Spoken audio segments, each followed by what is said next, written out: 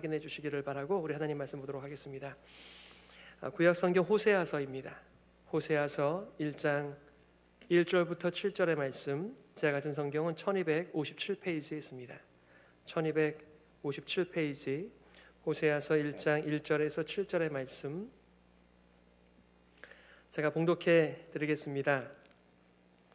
우시야와 요담과 아하스와 히스기야가 이어 유다 왕이 된 시대, 곧 요아스의 아들 여로보암이 이스라엘 왕이 된 시대에 부엘리의 아들 호세아에게 임한 여호와의 말씀이라. 여호와께서 처음 호세아에게 말씀하실 때 여호와께서 호세아에게 이르시되 너는 가서 음란한 여자를 맞이하여 음란한 자식들을 낳으라. 이 나라가 여호와를 떠나 크게 음란함이니라 하시니, 이에 그가 가서 디블라임의 딸 고멜을 맞이하였더니 고멜이 임신하여 아들을 낳음에 여호와께서 호세아에게 이르시되 그의 이름을 이스르엘이라 하라. 조금 후에 내가 이스라엘의 피를 예후의 집에 갚으며 이스라엘 족속의 나라를 패할 것임이니라. 그날에 내가 이스라엘 골짜기에서 이스라엘의 활을 꺾으리라 하시니라. 고멜이 또 임신하여 딸을 낳음에 여호와께서 호세아에게 이르시되 그의 이름을 로루하마라 하라. 내가 다시는 이스라엘 족속을 긍휼히 여겨서 용서하지 않을 것임이니라. 그러나 내가 유다 족속을 긍휼히 여겨 그들의 하나님 여호와로 구원하겠고 활과 칼이나 전쟁이나 말과 마병으로 구원하지 아니하리라 하시니라. 아멘. 하나님을 떠난 인간이라고 하는 제목 가지고 말씀 증거하겠습니다. 우리가 복음, 하나님 나라 복음 이렇게 여러 가지로 말씀을 드리는데요. 복음이 여러 가지 의미를 담고 있습니다. 내용이 다 다릅니다. 어떤 사람들에게 들려지는 복음이 어떤 사람들에게는 복음이 아닐 수도 있겠죠. 하나님 나라 복음의 중요한 메시지는 우리 인간의 진짜 모습을 하나님의 말씀 앞에서 확인하고 발견하는 것입니다. 우리가 의식을 하지 못하든지 아니면 의식을 하지만 그것을 숨기려고 하는지 모르겠지만 우리는 때로 우리 자신이 누군지 모른 채 잘 살지 못함에도 불구하고 잘 사는 것처럼 착각 속에 살아갈 수 있는 인생의 여지가 우리의 삶 가운데 얼마나 많이 있는지요. 모든 사람이 죄를 범하였음에 하나님의 영광에 이르지 못하더니 그것이 하나님을 떠난 모든 인생의 진면목입니다. 아담의 후예로 태어난 우리 모두는 하나님의 자녀로부터 출발하는 것이 아니라 아담의 자녀로부터 출발한 인생들이었죠. 그러기에 우리는 죄와 허물로 죽었던 자이며 하나님의 긍휼이, 하나님의 은혜가 구원이 필요한 존재라고 하는 것을 인식하는 데서부터 우리의 구원은 시작되어지는 것입니다. 여러분, 인간이 얼마나 하나님을 알 수 있을까요? 또 여러분들은 하나님을 얼마만큼 알고 계십니까? 우리가 인간적인 인격적 관계를 맺게 되면은 그 사람에 대하여 인격적인 헤아림을 할 수 있습니다. 우리는 하나님에 대하여 하나님의 마음을 얼만큼 헤아리며 살아가고 있는 존재일까요? 우리가 계속해서 요나서를 함께 나누었는데 요나서 1장에 하나님께서 요나가 불순종할 때 하나님의 마음을 활짝 열어 자신의 심정을 말씀하시지 않으세요. 1장을 다 지나고 나서도 2장을 다 지나고 나서도 3장을 지나고 나서도 하나님께서 자기의 마음을 열어서 요나에게 보여주시지 않으십니다. 그러나 때가 되어 기다리시다가 드디어 요나서 4장 마지막 11절에 이렇게 말씀하시지 않습니까? 하물며 이 큰 성읍 니느웨에는 좌우를 분별하지 못하는 자가 12만여 명이요 가축도 많이 있나니 내가 어찌 아끼지 아니하겠느냐. 요나는 자기가 심지도 않았습니다. 자기가 재배하지도 않았어요. 그러나 잠깐 있다가 말라버리고 사라지는 그 호박 넝쿨 때문에 그의 마음이 아팠습니다. 슬퍼했습니다. 깨졌습니다. 하나님께서는 자신의 마음을 요나에게 비추시면서 너는 박넝쿨 때문에 슬퍼하지만은 나는 좌우를 분별하지 못하는, 갈 바를 알지 못하는 터진 웅덩이 붙들고 생명을 구하고 있는 이 깨어진 인생들 때문에 슬퍼하고 내 마음이 깨어진다라고 자신의 마음을 열어 보여주시죠. 저는 이 열려진 요나의 결론으로 시작해서 호세아 설교를 시작하려고 합니다. 열려진 결말은 항상 우리들에게 이렇게 질문합니다. 너는 하나님의 이 말씀 앞에서 어떻게 반응하겠는가? 너는 요나에 대해서 어떻게 이해를 하고 살아가는가? 그리고 요나의 문제 앞에서, 너는 하나님의 지적 앞에서 너는 어떻게 살기를 원하는가라고 하는 이 열려진 결말 앞에 저는 이 호세아서를 시작으로 우리가 조금이나마 하나님의 마음을 헤아릴 수 있다면 하나님의 마음을 헤아리면서 이 믿음의 여정을 함께 가기를 기대하는 것입니다. 오늘 여러분들과 내용적으로 두 가지를 나누려고 해요. 첫 번째는 하나님을 떠난 이스라엘의 모습입니다. 두 번째는 하나님을 떠난 이스라엘에게 선지자를 보내시는 하나님이십니다. 자, 먼저는 하나님을 떠난 이스라엘의 모습입니다. 여러분, 이스라엘은요, 약 200년이 넘는 동안에 9개의 왕조가 있었어요. 그러니까 얼마나 모진 이스라엘의 흑 역사였을까를 우리가 상상할 수가 있는 것이죠. 20명 왕들이 지나갔지만은 그 왕들이 하나같이 하나님께서 원하시는 길을 벗어나서 자신의 왕국을 세우기 위하여 치열하게 인생을 살았던 사람들, 바로 그 북쪽 이스라엘의 얘기입니다. 그런데 말이죠, 이상하게 이렇게 한 번도 하나님 앞에 온전하게 서본 적이 없었던 북쪽 이스라엘에게 하나님께서 무조건적인 은혜를 베풀어 주시는 것이 이 요나와 호세아가 활동했던 여로보암 2세의 시기였죠. 열왕기하 14장 25절과 26절에 하나님께서 어떤 은혜를 이 이스라엘에게 베풀고 계십니까? 선지자 요나를 통하여 하신 말씀과 같이 여로보암이 이스라엘 영토를 회복하되 하맛 어귀에서부터 아라바 바다까지 하였으니 이는 여호와께서 이스라엘의 고난이 심하여 매인자도 없고 노인자도 없고 이스라엘을 도울 자도 없음을 보셨고라고 말하고 있습니다. 혹시 북쪽 이스라엘의 마음을 돌이켜서 이제부터는 하나님을 한번 잘 섬겨봐야지 이런 마음을 먹은 것 아니고요, 그들이 여전히 고난 가운데 있는 모습을 하나님께서 긍휼히 여기심으로 그들에게 무조건적인 번영을, 부를 허락하시는 것을 보게 되죠. 이 하맛 어기는 이스라엘의 가장 북단 두로와 시돈을 넘어서는 아주 이 상업적인 요충지였습니다. 그런데 그것을 하나님께서 허락하심으로 말미암아 이들이 물질적인 부여와 번영과 군사적인 강대함을 경험하는 이 이스라엘이 멸망하기 직전 한 40년 전에 그들이 경험하는 아주 놀라운 번영의 시기였습니다. 아마도 그들은 이렇게 하나님 앞에서 외쳤는지 모르겠습니다. 하나님, 우리가 하나님을 제대로 한번 섬기고 싶지만 이렇게 빌어먹고 있는데, 이렇게 열방의 눈치를 보면서 살아가고 있는데, 이렇게 살아도 사는 것 같지 않은, 내가 노예는 아니지만 노예와 같이 똑같이 두려움 가운데 살아가고 있으니 어떻게 하나님을 제대로 한번 섬겨보겠습니까? 그렇게 넋두리하는 이스라엘에게 무조건적인 이 강성함을, 번영을 허락해 주시고 하나님께서는 기대하셨지 않으셨을까요? 그러나 돌아오는 것은 무엇이었습니까? 그들에게 번영과 넘치는 힘이 있음에도 불구하고 그 힘을 가지고, 그 번영을 가지고 하나님께 더 나아가기보다는 하나님께 등을 돌려 더 빨리 세상을 향하여 달려가는 이들의 모습 말입니다.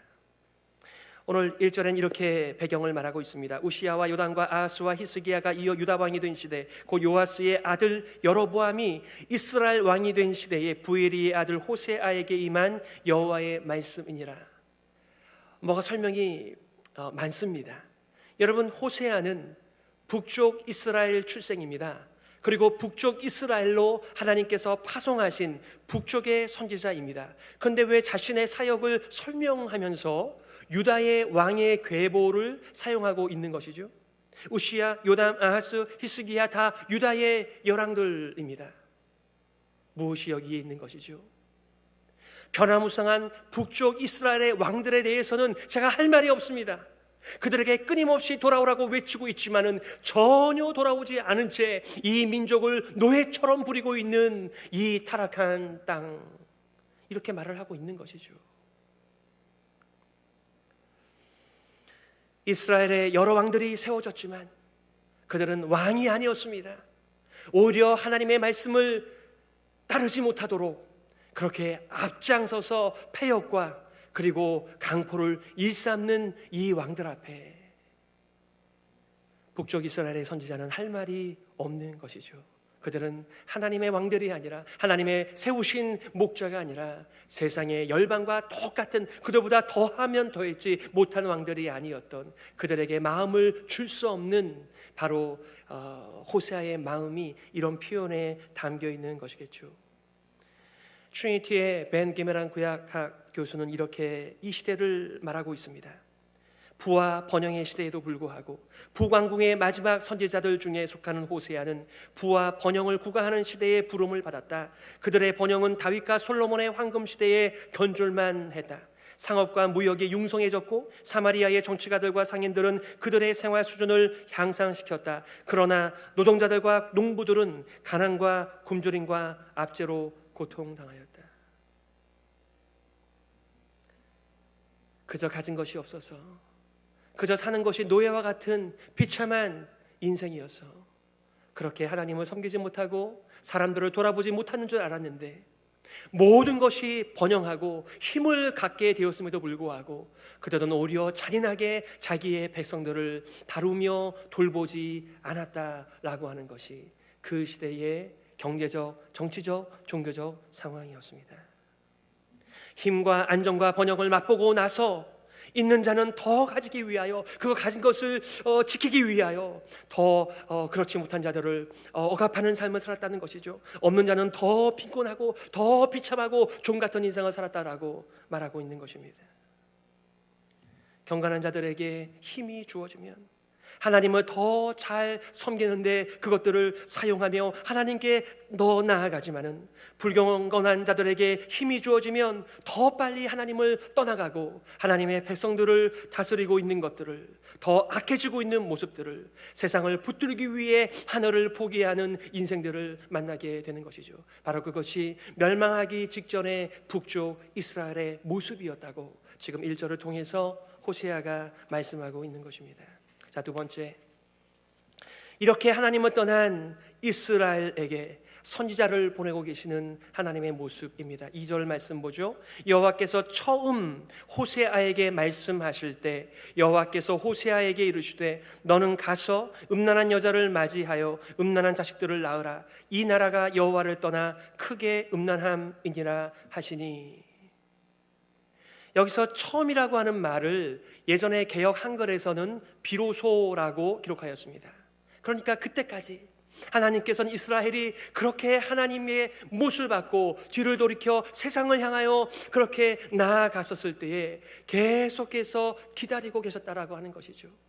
마치 누가복음 15장에 나오는 둘째 그 탕자가 아버지를 떠나 멀리 갔음에도 불구하고 날마다 문 앞에 나와서 그 아들을 기다리다가 드디어 그 아들이 돌아오는 것을 멀리서 보고 아버지의 체면도 없이 뛰어 달려가 그를 포옹하였던 아버지의 모형처럼 하나님께서는 이스라엘의 반역에도 불구하고 기다리셨던 하나님이셨던 것이죠.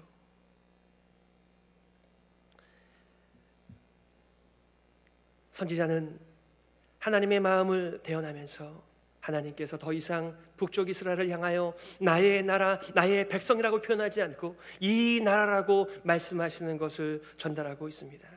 하나님께서는 이스라엘 백성들과 언약을 맺으시면서 너희들은 나의 백성이다, 나는 너희들의 하나님이 된다라고 말씀하시면서 나의 백성이라고 말씀하셨던 그 하나님 아니십니까? 이스라엘 백성들이 하나님 앞에서 금송아지를 세우고 뛰어놀 때 모세를 향하여 너의 백성이라고 말씀하신 것처럼 지금 북쪽 이스라엘을 향하여 이 백성이라고 말하며 하나님과 상관이 없는 것처럼 말씀하고 있는 바로 이 모습 앞에 바로 이스라엘, 북쪽 이스라엘의 진면목을 우리가 만나는 것이죠. 여러분, 음란함이라고 하는 것이 무엇입니까? 배우자가 있습니다. 남편이 있는 여자가 남편이 아는 다른 남자를 사모하면서 나쁜 관계를 맺는 것, 바로 그거와 똑같이 이스라엘 백성들이 음란하였다라는 것입니다. 하나님께서 주신 재물이었습니다. 하나님께서 주신 음식과 하나님께서 주신 의복들이었습니다.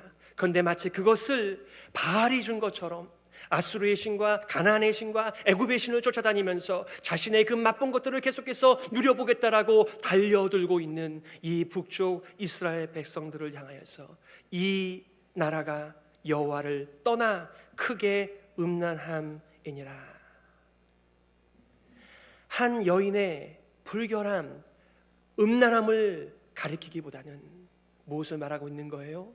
한 나라, 한 민족, 하나님의 백성이 얼마나 신속하게 하나님을 저버리고 이 땅의 우상을 향하여 달려나가고 있는지를 보여주는 메시지 아니겠습니까? 하나님께서는 바로 호세아의 결혼과 호세아의 결혼 생활을 통해서 이스라엘 백성들이 자기의 모습을 보지 못한 채 눈이 닫히고 귀가 막힌 채 살아가고 있는 모습을 흔들어 깨우고자 하시는 것이죠. 호세아의 음란한 결혼은 이스라엘의 죄를 들추어내시기 위한 하나님의 배려, 하나님의 복음 아니겠습니까? 호세아 4장 13절과 14절에서도 그들이 산 꼭대기에서 제사를 드리며 작은 산 위에서 분향하되 이러므로 너희 딸들은 음행하며 너희 며느리들은 간음을 행하는도다. 남자들도 창기와 함께 나가며 음부와 함께 희생을 드림이니라. 깨닫지 못하는 백성은 말하리라. 무슨 얘기죠? 그들을 어떻게 해서라도 좀 흔들어서 깨워 보려고 애쓰고 있는 하나님의 모습을 우리가 만나게 되는 것입니다. 왜냐하면 그들이 깨닫지 못하면, 이 하늘의 지식이 없으면 그들은 하나님의 심판과 망한 그것을 앞에 두고 있기 때문에 그렇습니다. 드디어 결혼을 하여서 자녀를 낳습니다. 오늘 3절과 4절이죠. 이에 그가 가서 디블라임의 딸 고멜을 맞이하였더니 고멜이 임신하여 아들을 낳으매 여호와께서 호세아에게 이르시되 그의 이름을 이스르엘이라 하라. 왜 하나님께서는 그 많고 많은 이름들 가운데 그 흉측한 섬찟한 심판의 상징인 피비린내 나는 이스라엘이라고 그 아들의 이름을 지으라고 말씀하셨는 것일까요? 그 이유를 4절과 5절에서 이렇게 말하고 있는 것이 아닙니까? 조금 후에 내가 이스라엘의 피를 예후의 집에 갚으며 이스라엘 족속의 나라를 패할 것임이니라. 그날에 내가 이스라엘 골짜기에서 이스라엘의 활을 꺾으리라 하시니라. 네, 이스라엘로 명명한 이유는, 여러분, 이스라엘에서 어떤 일이 벌어지는 것이죠? 그렇게 북쪽 이스라엘을 완전히 바알의 천국으로 만들어버린 아합의 왕조를 하나님께서 심판한 그 장소가 바로 이스라엘입니다. 끔찍한 일이 있지 않았습니까? 여로보암의 조상 예후가 아합의 가족들을 몰살시킨 곳이었습니다. 악의 여인 이세벨도 여기서 죽게 되었고 걔가 그의 피를 핥았다라고 말하고 있지 않습니까? 아합 왕조의 완전히 멸망한 그 장소가 이스라엘이라고 하는 장소였습니다. 그러니 사람들이 그 호세아의 아들을 부를 때마다 이스라엘아 이스라엘아. 근데 왜 이스라엘로 한 거야? 그 섬찟한 금기어와 같은 그 흉측한 이름을 사용한 이유는 너희가 하나님께로 돌아오지 않으면 아합의 왕조가 그렇게 비참하게 최후를 맞이한 것처럼 예후의 왕조도 그렇게 비참하게 최후를 맞이할 것이며, 더 나아가 북쪽 이스라엘이 완전히 망하고 흔적도 없게 될 것이라고 하는 하나님의 경고였죠. 니느웨는 하나님의 경고를 듣고 하나님께로 돌아왔습니다만 이스라엘은 하나님의 경고를 들음에도 불구하고 돌아오지 않는 이 나라 말입니다. 너무나 놀랍죠? 니느웨는 단 하루 멸망의 경고 앞에 하나님께 돌아와 하나님을 믿고 하나님께 앞에 회개하였음에도 불구하고 이 이스라엘 백성들은 하나님의 자녀이며 지금 200년 동안 하나님께서 기다리며 또 기다림에도 불구하고 그들은 마음을 완악하게 하고 목을 곧게 하여 하나님께 돌아오지 않으면서도 그들이 누리고 있는 이 강대국의 번영함과 그의 부 앞에서 오히려 강포한 삶을 자기의 백성에게 행하며 돌아보지 않으며 우리는 잘 살고 있다라고 착각 속에 빠진 이스라엘이었습니다. 이들을 흔들어 깨우기 위하여 이 호세아를 파송하시는 하나님의 심정을 우리가 얼만큼이나 헤아릴 수가 있을까요?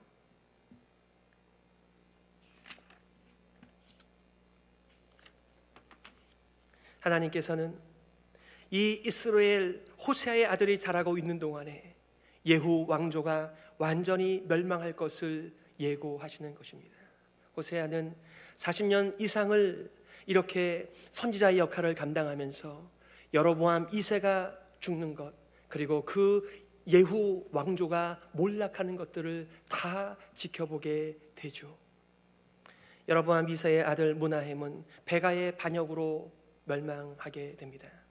또한 그뿐만 아니라 북쪽 이스라엘 정도가 망하는 정도가 아니라, 그리고 예후 왕조만 무너지는 것이 아니라 이스라엘도 이 활을 꺾는다라고 하는 표현을 통해서, 이 활은 힘이 아닙니까? 그들이 가지고 있는 그 잘난 힘들 완전히 꺾여서 아무 힘도 쓰지 못한 채 그들이 결국은 하나님 앞에서 멸망하게 되겠다라고 하는 경고를 듣고 있는 것입니다. 지금이라도 돌아오면 늦지 않는 것인데, 사람들은 하나님의 자비와 긍휼을 무시한 채 자기의 길을 앞을 다투어 쫓아가고 있는 이 진짜 이스라엘의 모습을 깨우쳐주기 위하여 호세아는 이 비참한 결혼의 삶을 그들에게 메시지로 전달하고 있는 것입니다. 더 나아가 6절에서는 고멜이 딸을 또한 낳습니다. 고멜이 또 임신하여 딸을 낳음에 여호와께서 호세아에게 이르시되 그의 이름을 로루하마라 하라. 내가 다시는 이스라엘 족속을 긍휼히 여겨서 용서하지 않을 것임이니라. 루하마라고 하는 뜻은 긍휼, 은혜라고 하는 말입니다. 거기에 부정어 로를 붙여서 긍휼이 없음, 하나님의 자비가 없음이라고 하는 뜻으로 그 딸의 이름을 지으라는 것입니다. 사람들이 로루하마를 부릅니다. 근데 이름을 왜 로루하마로 지었대? 하나님의 긍휼과 하나님의 은혜가 영원하지 않다라고 하는, 그리고 더 이상 하나님의 긍휼과 하나님의 은혜가 없는 날이 다가온다라고 하는 하나님의 경고의 메시지로 그 딸의 이름조차도 하나님의 심판의 메시지였던 것이죠. 그럼에도 불구하고 우리는 역사를 통해서 확인하게 되는데, 그들은 하나님께 돌아오지 않고 BC 722년에 아수르에 의해서 힘 한번 써보지 못하고 죽임을 당하게 되지 않습니까? 그러나 하나님께서는 그때에도 이스라엘을 돌아보시면서 남방 유다를 남겨두신다는 말씀을 하시죠. 7절, 그러나 내가 유다 족속을 긍휼히 여겨 그들의 하나님 여호와로 구원하겠고 활과 칼이나 전쟁이나 말과 마병으로 구원하지 아니하리라 하시니라. 여기 하나님의 그러나의 은혜가 있습니다. 여러분, 그때 하나님의 구원은 사람들이 그렇게 성공이라고 말하며 그들의 야망을 부추기는 활과 칼이나 그리고 말과 마병이 아닌, 사람들은 그것이 성공이라고 말하며 그것을 가지고 있으면 인생이 정말 잘 풀릴 것이라고 착각하는 가운데 있지만, 그런 것들을 가지고 이 인생의 문제를 해결할 수 없다라고 하는 것을 이렇게 말씀하고 있는 것이죠. 이스라엘과 대조적으로 남방 유다는 아수르로부터 구원을 받지 않습니까? 인간적인 군사력인 활과 칼이나 전쟁이나 말이나 마병이 아니라 바로 하나님의 은혜로 승리한다라고 하는, 하나님의 통치로 승리한다라고 하는 먼 메시지를 이들에게 들려주고 있는 것이죠.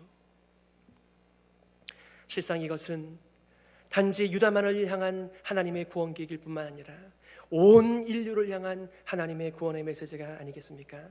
오늘 11절 말씀은 이렇게 말을 하죠. 이에 유다 자손과 이스라엘 자손이 함께 모여 한 우두머리를 세우고 그 땅에서부터 올라오리니. 이 우두머리가 누굴까요? 예, 맞습니다. 그렇게 모든 선지자들이 외쳤던 하나님의 아들 그리스도, 예수 그리스도께서 한 우두머리가 되셔서 더 이상 이스라엘도 아닌 유다도 아닌 예수님의 그늘 아래에 모이는 하나님 나라 백성을 향한 이 커다란 구원의 메시지 말입니다. 이 내용을 가지고 여러분들과 한 가지의 교훈과 적용을 나누고 싶습니다. 먼저 오늘 본문의 말씀을 요약하면 말이죠, 여러분, 하나님께서는 처음부터 자신의 마음을 열지는 않으시는 것 같아요. 그렇지만 때가 되면 하나님의 마음을 열어서 우리가 그저 자신의 인생을 살아가는 것이 아니라 하나님께 인생을 얹어 그렇게 하나님과 인격적인 관계 속에서 살아가기를 원하고 계시는 것 같습니다. 요나에 대하여 오래 참으시고 그 마지막에 가서야 자신의 마음을 말씀하시는 것처럼 말이죠. 하나님의 사랑의 깊이와 높이와 넓이는 도대체 얼마나 될까요? 이렇게 200년 동안 싹수가 아주 노란, 처음부터 여로보암부터 이 마지막 여로보암 2세와 그 마지막 왕들에 이르기까지 단 한 번도 하나님께 돌아온 적이 없는 북쪽 이스라엘에 대하여 하나님께서는 참 오래 참으셨습니다. 그리고 기다리셨습니다. 그리고 혹시라도 이 선지자를, 혹시라도 저 선지자를 보내면 저들이 돌아올까 하나님께서는 오래 기다리셨습니다. 하나님은 이스라엘을 사랑하기로 마음을 먹은 것 때문에 상상할 수 없는 대가를 지불하셔야만 하셨습니다. 호세아의 결혼 생활을 통하여 우리가 조금 그 하나님의 고통을 우리가 조금 이해하는 것이지요. 선지자의 아내 고멜은 일편단심 남편만 바라보는 여인이 아니었습니다. 부정한 여인이었고 남편을 배신하는 자였고 남편이 준 것들을 내간남에게 갖다 바치면서 가족을 버리고 도망가는 여인이었습니다. 누굽니까? 아담이었습니다. 하나님께서 아담에게 모든 것들을 다 허락하시고 하나님의 것들을 통치하라고 은혜를 베푸셨음에도 불구하고 아담은 하나님께 등을 돌려 반역하고 하나님을 무시한 채 자신이 왕되어 반역의 길을 걸어간 것이죠. 북쪽 이스라엘이 그렇게 하였습니다. 남방 유다가 그렇게 하였습니다. 모든 인류가 아담의 길을 갔습니다. 창조주 하나님을 배반하고 무시하고 떠나서 자기 눈에 좋은 대로 인생을 살아가면서 이런 인생들을 기다리고 경고하시는 하나님을 고통스럽게 만드는 인생들의 진짜 모습 말입니다. 그럼에도 불구하고 하나님께서는 마치 호세아가 고멜을 다시 찾아와 언약의 백성으로 부르고 있는 것처럼 창조주 하나님께서는 이 자기의 백성들을 향하여 심판과 함께 기다리시며 경고하시며 선지자를 보내시며 찾아오시는 것을 우리가 본문의 말씀을 통해서 배우게 되는 것이죠. 오늘 본문의 말씀을 통한 교훈은 무엇입니까? 모든 인생들은 예외 없이 하나님을 떠나 살아갑니다. 우리는 태어날 때 하나님의 자녀로 태어나는 것이 아니라 아담의 자녀로 태어났습니다. 그런데 하나님께서는 자신을 떠난 인생들이 돌아오기를 기다리고 기다리며 또 기다리신다는 것을 우리가 본문의 말씀을 통해서 알게 되는 것이죠. 왜 그렇습니까? 인생들을 향한 창조주와 구원자의 사랑 때문에 그렇습니다. 이 사랑이 여러분들은 이해가 되십니까? 아마도 그 사랑이 이해가 된다라고 한다면 그때야 비로소 우리가 하나님의 마음을 헤아리기 시작하는 때가 아닌가 싶어요. 저는 호세아를 5번 강의하면서 여러분들과 이 로마서 5장 8절을 암송하고 많이 묵상했으면 좋겠다 그런 마음이 있습니다. 우리가 아직 죄인 되었을 때 그리스도께서 우리를 위하여 죽으심으로 하나님께서 우리에게 대한 자기의 사랑을 확증하셨느니라. 왜 하나님께서는 그 싹수가 노란 북쪽 이스라엘을 그렇게 오랜 기간 동안 참고 기다리셨을까? 왜 하나님께서는 싹수가 노란 이 인류의 인생들을 그렇게 오랜 동안 기다리시며 견디고 계시는 것일까? 그 많은 대가들을 지불하시면서 말입니다. 베드로 사도는 이렇게 말씀하고 있죠. 오직 주께서는 너희를 대하여 오래 참으사 아무도 멸망하지 아니하고 다 회개하기에 이르기를 원하시느니라. 또 우리 주의 오래 참으심이 구원이 될 줄로 여기라. 사랑의 크기는 얼마나 오래 참는가에 달려있는데 하나님께서는 오래 인생을 향하여 참으셨다라고 하나님의 은혜를 경험한 하나님의 오래 참으심 앞에서 하나님께 돌아온 믿음의 사람들이 이렇게 고백을 하고 있는 것이지요. 우리가 하나님 앞에서 회개한다라고 하는 것이 무엇이겠습니까? 그것은 우리가 하나님을 대적하고 스스로 인생의 주인 되어 왕 되어 살았다라고 하는 것을 인정하고 더 이상 내가 통치하는 나라에서는 하나님의 은혜도 없고 하나님의 긍휼도 없고 어떤 생명의 근원도 없다라고 하는 것을 인정하는 것, 바로 그것이 회개의 첫 출발의 자리인 것이죠. 많은 사람들이 먹을 것이 있고 입을 것이 있고 나에게 힘이 있으면 나는 잘 살고 있다라고 착각하는 현대 교회 앞에서 정말 우리가 잘 살고 있는 것이 맞는가? 우리에게는 하나님의 마음이 들어와 있는가? 하나님의 마음을 헤아리는 교회인가를 우리가 묵상해 본다라고 한다면 우리가 하나님 앞에 얼마나 가까이 있는지를 깨달을 수가 있겠죠. 그러므로 사랑하는 성도 여러분, 하나님의 기다림과 하나님의 경고는 둘 다 우리의 측량할 수 없는 하나님의 사랑에 기초한다라고 하는 것을 우리는 알지 않습니까? 우리가 사순절을 보내면서 그 하나님의 아들께서 십자가 위에서 엘리 엘리 라마 스박다니, 하나님이여 나의 하나님이 어찌하여 나를 버리시나이까라고 외침에도 불구하고 그 하늘 아버지께서 아무 말씀도 하지 못한 채 고통 가운데 침묵하고 계시는 것을 우리는 얼마만큼이나 상상하며 헤아릴 수 있을까요? 사랑하는 성도 여러분, 하나님의 이 사랑의 기다림과 사랑의 경고 앞에서 우리는 하나님께로 돌아가기를 바라는 것입니다. 그리고 우리뿐만 아니라 여전히 좌우를 분별하지 못한 채 자신의 인생을 성공이라고 외치면서 칼과 마병을 모으기 위하여 그렇게 힘을 모으기 위하여 애쓰며 인생의 맛이 거기에 있다라고 믿고 살아가는 인생들을 향하여 거기에는 생명이 없다라고 말을 하며 하나님께 돌아오라는 메시지를 가지고 우리의 인생을 살아가는 삶, 바로 그것이 하나님의 마음을 헤아리며 살아가는 우리들의 인생이 아니겠습니까? 하나님께서 오늘도 우리들을 기다리고 계십니다. 하나님께서 오늘도 우리들에게 경고하고 계십니다. 그것은 다 하나님의 사랑 이야기이며 하나님의 우리를 불러주시는 은혜와 긍휼의 시기인 것이죠.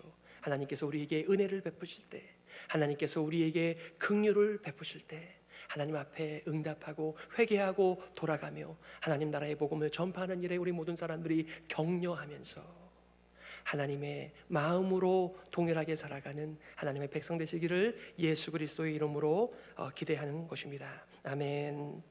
우리 시간의 말씀을 기억하면서요, 이렇게 기도했으면 참 좋겠습니다. 하나님께서 기다리실 때 더 이상 땅을 쳐다보며 살아가지 않게 하여 주옵소서. 하늘을 쳐다보며 살게 하여 주옵소서. 하늘의 양식을 구하며 살아가게 하여 주옵소서. 자기의 왕국이 아니라 하나님의 나라와 하나님의 의를 구하는 하나님의 사랑의 부르심이 있을 때 마음을 열고 하나님께 돌아가 우리의 진정한 자리를 찾게 하여 주시옵소서. 우리 말씀을 기억하면서요, 함께 통성으로 기도하며 나가겠습니다.